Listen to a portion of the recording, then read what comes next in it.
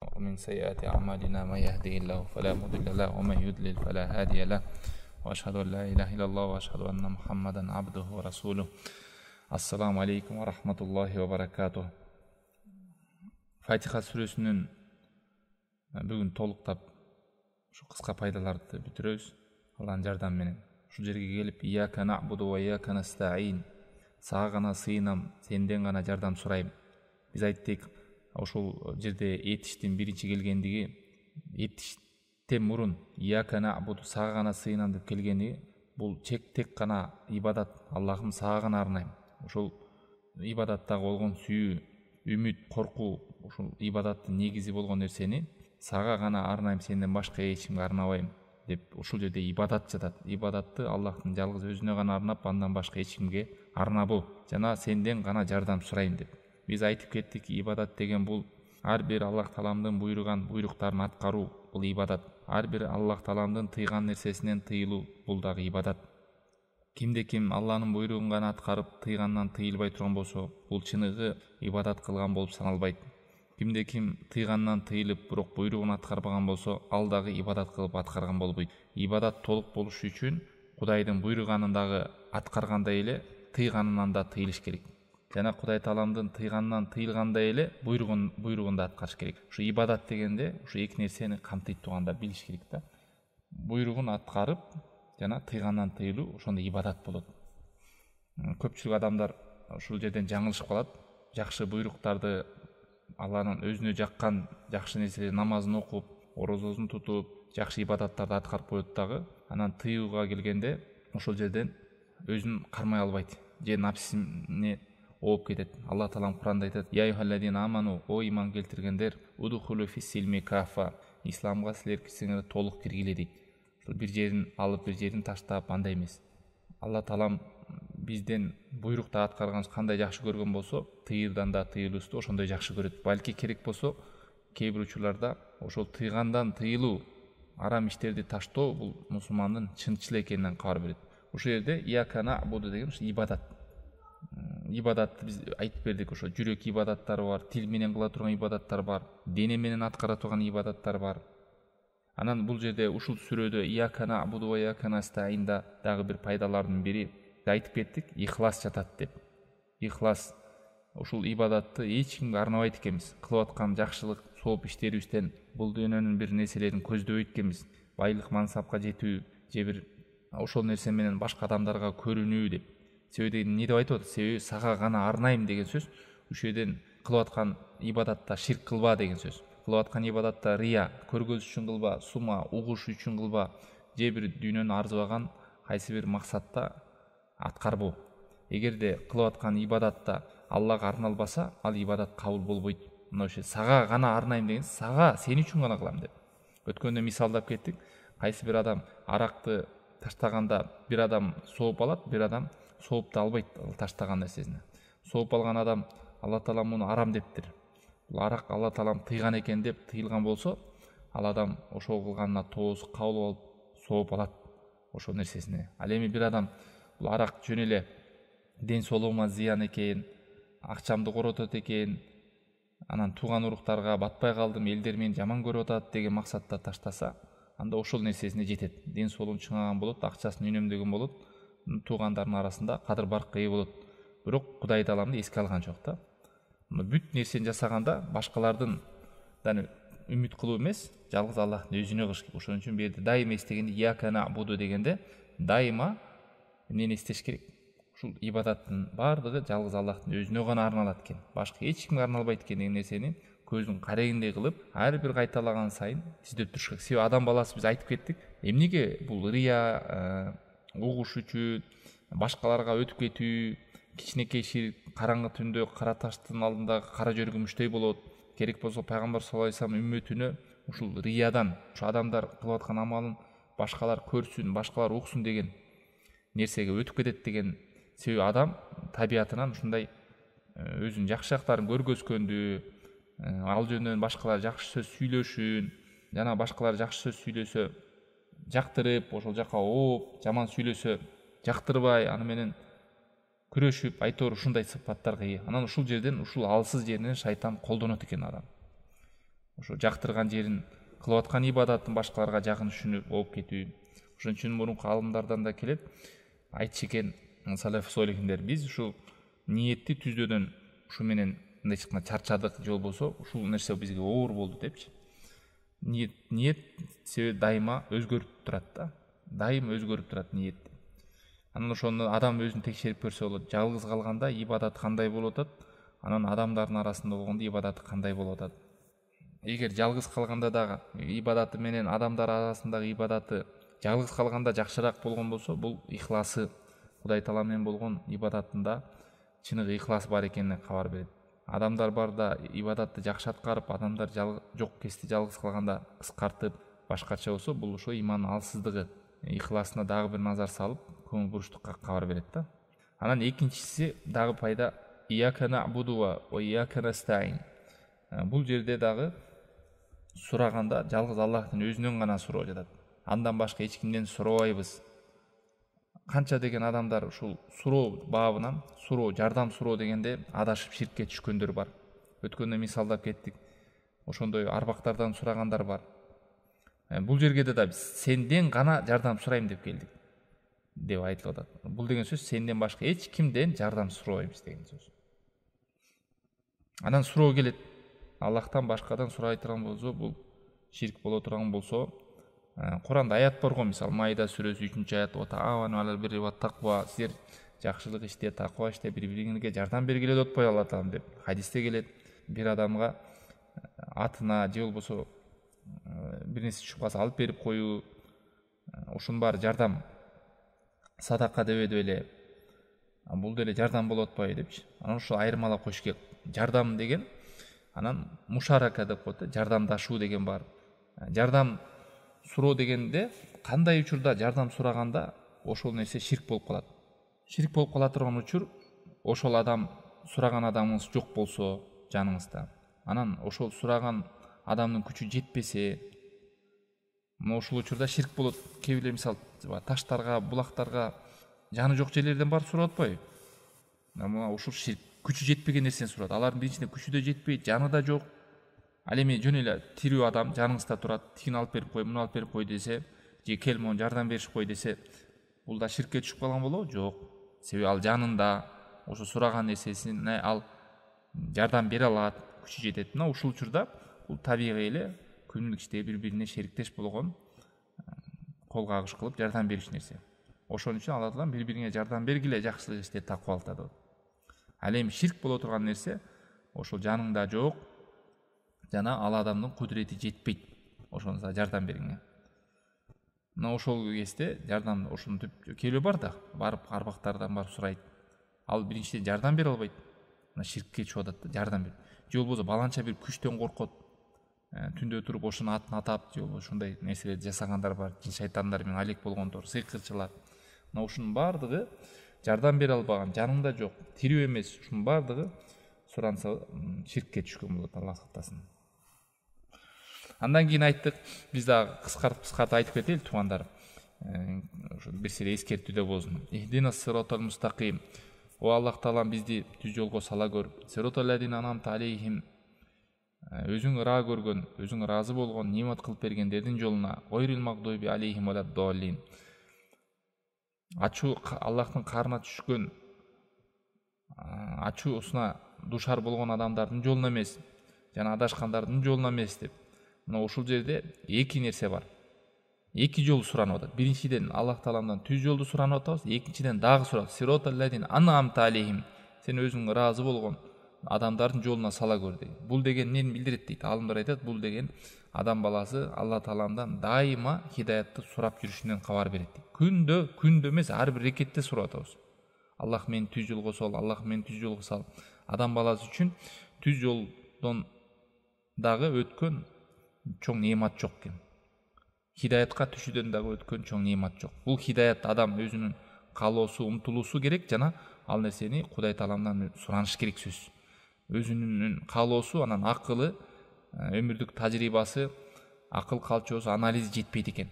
Сөзсүз канча деген акылдуулар бар, канча деген ошондой кырак адамдар бар, бирок хидаятка түшпөй адашып жүрүшөт. болбогон адамдын акылына арзыбаган нерселер менен алек болуп жүрөт Аллах Таала. Ошон үчүн хидаятты берден кадимки Алла Таалам бизге кайрылып, менден сурагыла хидаятты. Хидаятты берүүчү Алла Таалам эхдина сиротал мустаким. Жана сенин карыңа калгандардын, жана адашкандардын жолуна сала көрбө деп. Бул деген сөз ушул хидаятты биз Аллахтан сураш керек. Дайыма. Ошон үчүн пайгамбар күндө эртең менен дуа кылгандан биринде: "О тирүү зат, о Аллах Таалам, кудуреттүү Аллах Таалам, мени көз ирмемчилик дагы өзүмө таяндыра көрбөгүн" деп атат. Көз ирмем деген сөз көздү ачып жумганча өзүмө ишендирбеген. Өзүмө таяндырып салып, адам качан өзүнө таянса, өзүнүн акылына, өзүнүн күчүнө, өзүнүн байлыгына, мансабына курган ошол дейт. Ошол кезден баштап уже адамдын жүрөгү бузулуп, адам куруп баштайт экен, Алла сактасын. Андан кийин бул жерде ошол аятта, ошол акыркы 6-7 аятта адамдар 3кө бөлүнөт. Алла Тааламдын ыраазы болгон кулдары, алар 2 сыпатка ээ болду: билишти, билгенине амал кылышты. Ушулардан Алла Таалам ыраазы болот экен жана ушул жолду аларга ыраа көрүп, неамат кылып берет. Ушул эң чоң неамат. Адам бир нерсени билди, хидаятка түштү жана ошол билген нерсесине амал кылды. Булар ошол сиротал ладин анамта алейхим, момундардын жолу, мусулмандардын жолу. Укту, баш ийди, билди, амал кылды. Анан экинчи тайпадагы адамдар, булар яхудтар, Алланын карына калгандар, Алланын ачуусуна тийгендер, жана ада момундар, мусулмандардын да үлүшү бар. Эгерде ушул яхудтардай болуп, жөөттөрдөй болуп билип туруп бир амал кылбаса, момундардын, мусулмандардын арасында билип туруп амал кылбаса, булар дагы ушулдай категорияга кирет деп айтышат алымдар. Үчүнчү бөлүгү бар долиндер, адашкандар. Адашкандар булар амалы бар, бирок илими жок. Бул деген сөз ошол кылып аткан иш, сүйлөгөн сөзү, кылган амалы, жүрөгүндө болгон ишеними илимдин негизинде негизделбейт. Өзү каалагандай ишенет, өзү каалагандай амал кылат, өзү каалагандай сүйлөйт. Аллах сактасын. Адашкан. Илими жок кылганда ушул 3 категория ушул аятта кайталып атат. Эгерде кимде ким 2 сыпатка ээ болгон болсо, илим менен амалга, ал мун амалейхим болот. Сиротал ладин анамта алейхим деген. Дагы бир аятта, дагы бир пайдалардан: وَكَذَلِكَ فِيهَا مَعْرِفَةُ اللَّهِ عَلَى التَّمَامِ وَنَفِي نَقَائِدْ عَنْهُ تَبَارَكَ وَتَعَالَى. Жана Аллах Тааламдын бул жерде таануу, адам баласы өзүн дагы акыбалын билүү жатат деп айтат алымдар. Адам баласы ушундай алсыз экен, Алла Тааламга муктаж экен, дайыма хидаятты сураш керек экен, ыйманды, түз жолду, өзү хидаятты таба албайт экен. Себеби 2 жол кайталып атат. Ихдина сиротал мустаким. О Аллах Таалам, бизди туура жолго сала көр. Сиротал ладин анамта алейхим. Өзүң ыраазы болгондордун жолуна, неамат кылып бергендердин жолуна сала көр деп. Аллах сактасын. Ошон үчүн туугандар, бул Фатиха сүрөсүндө биз бир кымындай эле кичине эле бир пайдасын айтып атабыз да. Болбосо алымдар айтат, эгер Фатиха сүрөсүндөгү келген пайдаларды, айбарат сабактарды жаза турган болсо, том китеп болот дейт. Күндө ар бир намазда эмес, ар бир намаздын рекетинде окуп атабыз. Бул ошол сүрөнүн улуктугунан кабар берет. Биз ушунун маани маңызын жакшы түшүнүп, жүрөгүбүзгө сиңдирип, өмүр бою бул дүйнөдөн үзүлгөнчө ар бир намаздын рекетинде окуй турган сүрө бул. Ошон үчүн жакшылап кунт коюп, ушу ичинде келген пайдаларга, айбарат сабактарга көңүл буруп түшүнүш керек. Ушул 3 аят, акыркы 2 аяттагы келген 3 категория дайыма эстейли. Адам бир нерсени амал кылганда биринчи амал кылып алып туруп, анан кийин барып туруп, ошол туурабы, туура эмеспи деп, же болбосо ошонун туура эмес кылып алып туруп, ошонун туура деп жакташ үчүн немелерди издебеш керек, биринчи такташ керек амалды. Мына ушул христиандардын бирден бир адашкан чоң негиз нерсеси, кылып аткан амалдарында илим жок, негизи жок, адашып кылышат.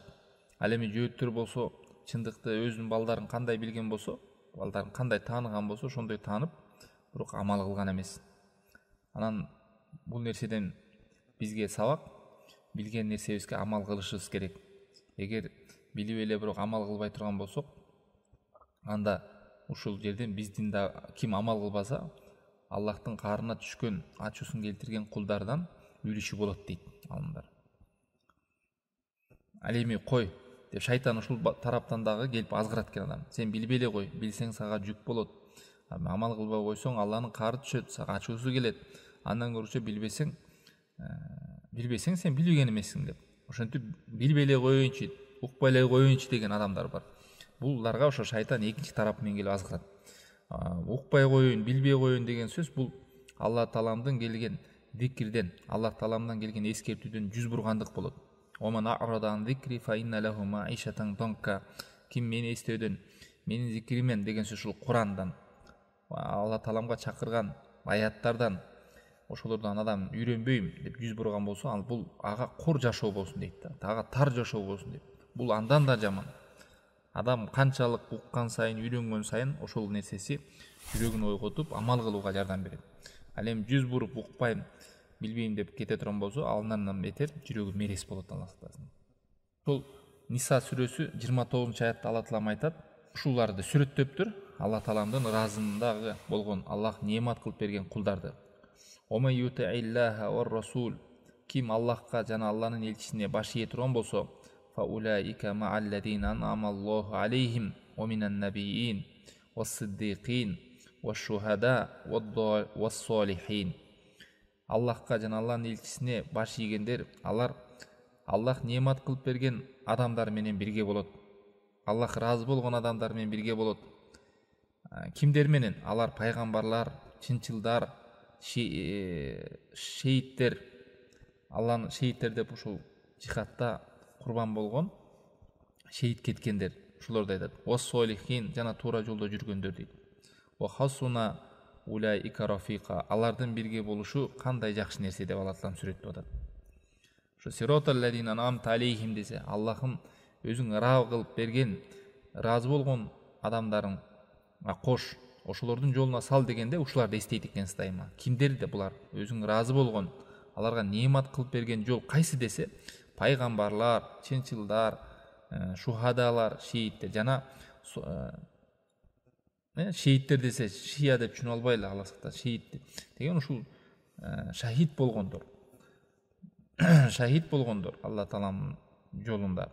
Жана солихиндер. Ушул 4 түрлүүлөрдү Алла Таалам атаган. Ушулардын жолун сурайт экен бизден. Алла Таалам ыраазы болгон, ушул жолду неемат кылып берген аларга.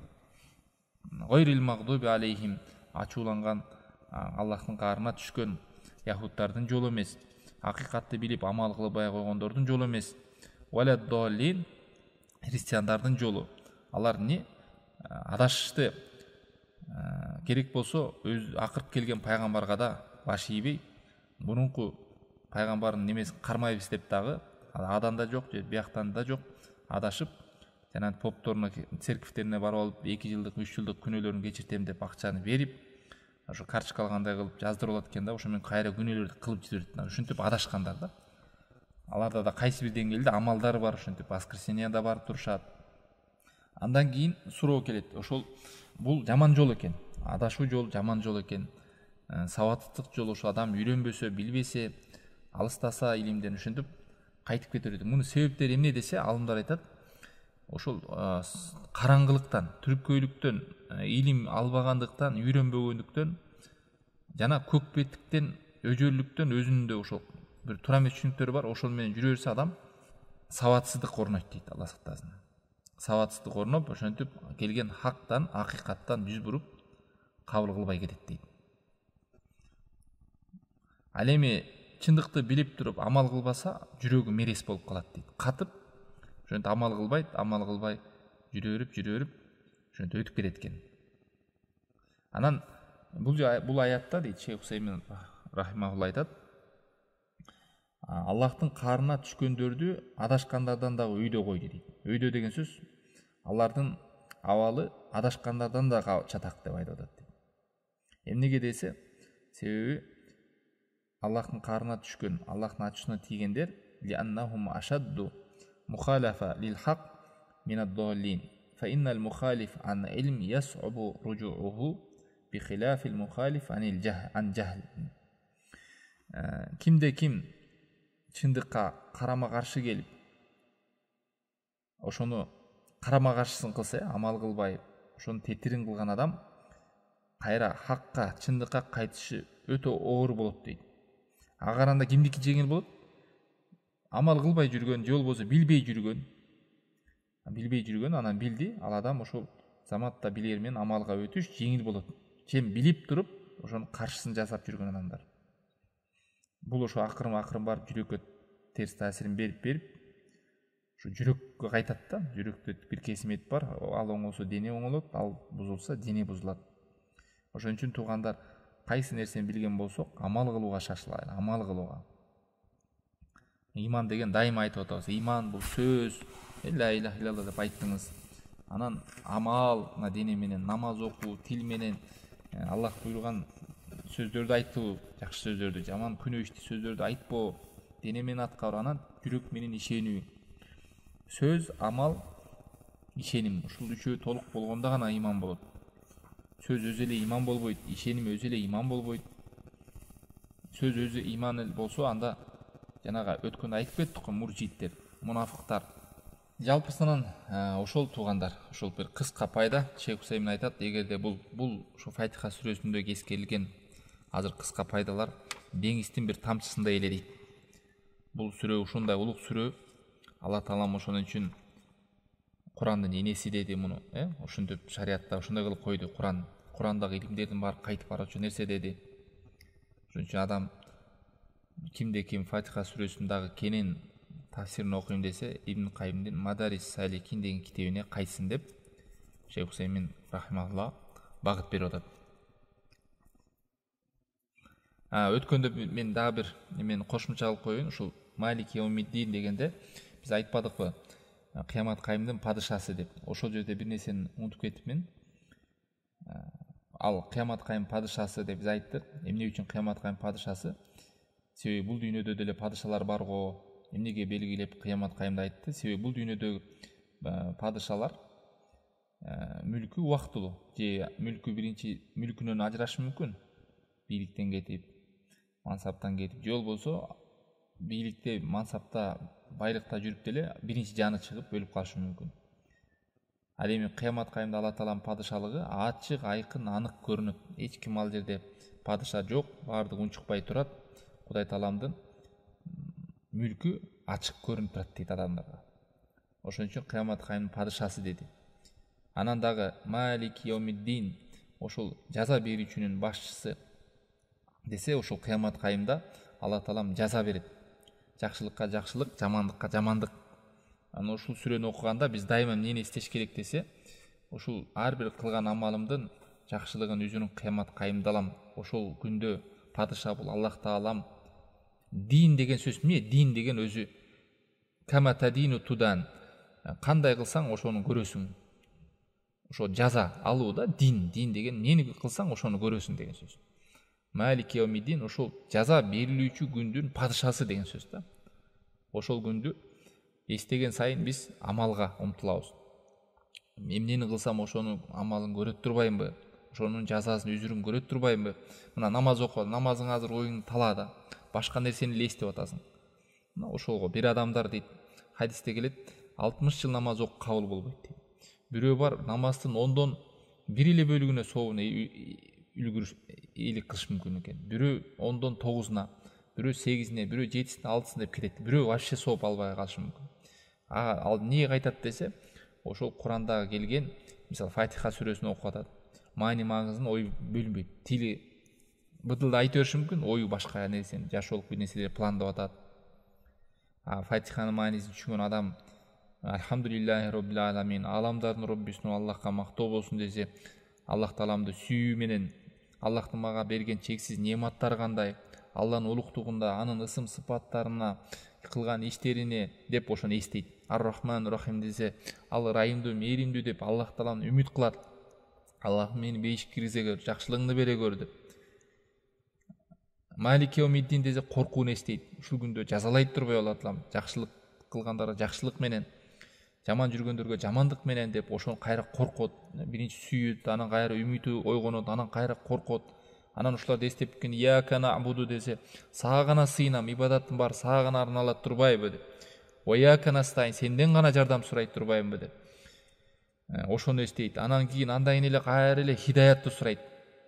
Эң жакшылыктын суроонун баш атында бул хидаят турбайбы, түз жол турбайбы? Ихдинас сиротал мустаким, Аллах мени түз жолго сала көр. Түз жол деген кандай жол десе, сиротал лазина ан'амта алейхим. Ал ушундай жол, сен ыраа көргөн, сен ыраазы болгон, неамат кылып берген жол. Ал кимдердин жолу десе, пайгамбарлардын жолу экен, чынчылдардын жолу экен, шухадалардын жолу экен, жана солих адамдардын жолу экен деп. Ойрил магдуби, ачуусуна, Аллахтын ачуусуна тийгендердин же Аллахтын карына түшкөндөрдүн жолу эмес, билип туруп амал кылбай койгон. Валаддолин, илими жок, шариаттагы жок нерселерди аткарып жүргөндөрдүн жолу эмес экен деп. Ошон үчүн туугандар, амал кылганда дайыма пайгамбардын жолуна дал келишин, пайгамбардын жолуна туура келеби, болчу туура келбейби, ошону дайыма караш керек. Кылып аткан, угуп аткан билимме амал кылып атамбы деп. Ошону дайыма өзүбүзгө мындай эсеп кысап кылып туруш керек, окуп атканда да. Мына мен Алла билип туруп амал кылбай жүргөн, Алланын карына түшүп калган адамдарга окшошуп калган жокмунбу? Же болбосо билбей эле чала була уга калып эле тактабай эле амал кылып жүргөн жокмунбу? Динге жаңылык киргизип аткан жокмунбу? Пайгамбар алып келген динге окшошпой кон башка бир амал кылган жокмунбу деп адам окуп ойлонсо, мына альхамдулилля окуган сүрөсү ошол адамга жакшы таасирин берет. Канчалык маани түшүнгөн сайын